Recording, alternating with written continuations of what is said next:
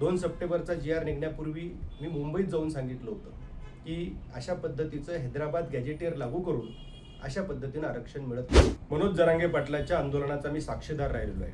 मी त्यांच्या शिष्टमंडळातही काम केलेलं आहे. मी मुख्यमंत्री मंत्रिमंडळाशी चर्चा केलेली आहे. जे मराठा सेवा संघानं 1990 पासूनचा लढा सुरू केला होता, मराठ्यांचं ओबीसीकरण, त्याच पद्धतीनं हे आंदोलन पुढे सुरू होतं. परंतु नंतर वाशीमध्ये जेव्हा सगळे सोयरे हा मुद्दा आला तेव्हा त्याला आम्ही विरोध केला होता की या ठिकाणी अशा पद्धतीने होऊ शकणार नाही. परंतु ते म्हणाले होते की हे एवढे वकील आहेत आणि हे सांगतायत, हे खोटं आहे का? तर म्हटलं कायदेशीरदृष्ट्या, तांत्रिकदृष्ट्या, संविधानिकदृष्ट्या ते होऊ शकत नसतं. आणि आता 2-2.5 वर्षात त्याचं काय झालं हा प्रश्नच आहे. 2 सप्टेंबरचा जी.आर. निघण्यापूर्वी मी मुंबईत जाऊन सांगितलं होतं की अशा पद्धतीचं हैदराबाद गॅजेटियर लागू करून अशा पद्धतीनं आरक्षण मिळत नसतं. 11 महिन्यानंतर आज जरांगे पाटील म्हणतात सरकारनं आम्हाला फसवलं. आम्ही गोलमेज परिषद घेऊन सांगितलं होतं जरांगे पाटील सरकार आपल्याला फसवतंय, विखे पाटील फडणवीस आपल्याला फसवतंय. जर हे कळण्यासाठी समाजाला 11 महिने किंवा 1.5, 2, 3 वर्ष लागत असतील, त्याला आपण काय करायचं? आता जरांगे पाटलानं 29 ऑगस्टपासून आंदोलन सुरू केलेलं आहे, करणार आहेत. मागण्या काय आहेत? तर 58 लाख नोंदी आणि तत्सम मागण्या आहेत. मुळात या 58 लाख नोंदी या 1967 पासूनच्या आहेत.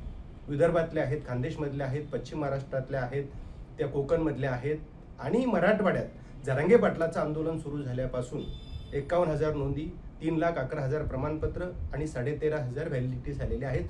हे यश आहे, पण हे 2-3% यश आहे. आता आपल्याला जर मागण्या करायच्या असतील तर त्या अभ्यास पूर्ण केल्या पाहिजेत, तज्ज्ञ मंडळी सोबत ठेवली पाहिजेत. आदरणीय पुरुषोत्तम खेडेकर साहेब असतील किंवा बीजी गोळशे पाटील साहेब असतील किंवा अजून तत्सम लोक असतील, यांना आपण सोबत ठेवून मागण्या केल्या पाहिजे. कारण 58 लाख नोंदी मुळात मिळालेल्याच आहेत आणि ते आपण मागतो कशासाठी हा प्रश्न निर्माण होतो. त्यामुळे आता इन्स्टंट आपण समाजाला काय देऊ शकतो याचा विचार आपण केला पाहिजे. आज SCBC आरक्षण आपल्याला मराठा समाजाला दिल्यामुळे बाकीचे मार्ग बंद झालेले आहेत. त्यामुळे भाजपचं सरकार आहे तोपर्यंत हे SCBC आरक्षण टिकणार आहे. त्यामुळे SCBC आरक्षण राजकीय सोडून OBC सारखं करा. म्हणजे फी स्ट्रक्चर असेल, त्यानंतर स्कॉलरशिप असेल, वयाची मर्यादा असेल, या सगळ्या गोष्टी जर OBC सारख्या केल्या तर त्याचा फायदा मराठा समाजाला 10% होईल. दुसरी गोष्ट, सारथी ही संस्था आहे जी आम्ही निवेदन देऊन सुरू केलेली आहे, बार्टी सारखी. तर त्या संस्थेला 3,000पेक्षा जास्त निधी, 3,000 कोटीपेक्षा जास्त निधी दिला पाहिजे. 135 प्रोजेक्टचे जवळपास 300-350 प्रोजेक्ट राबवले पाहिजे. प्रत्येक गरीब मराठा विद्यार्थ्याला त्याचा फायदा होईल. आणि अण्णासाहेब पाटील महामंडळाला 5,000 कोटी दिले पाहिजे.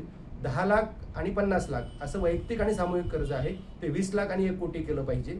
आणि 7 वर्ष, 5 वर्षाच्या ऐवजी 7 वर्ष बगर व्याजी केलं पाहिजे आणि मॉर्गेज वगैरे त्याला नाही ठेवलं पाहिजे. अशा पद्धतीनं महाराष्ट्र सरकार हे करू शकतं.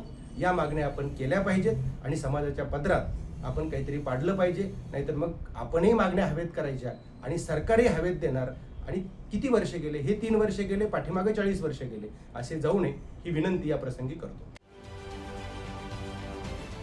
महाराष्ट्रातील सर्व बातम्यांचे विश्वासार्ह व्यासपीठ,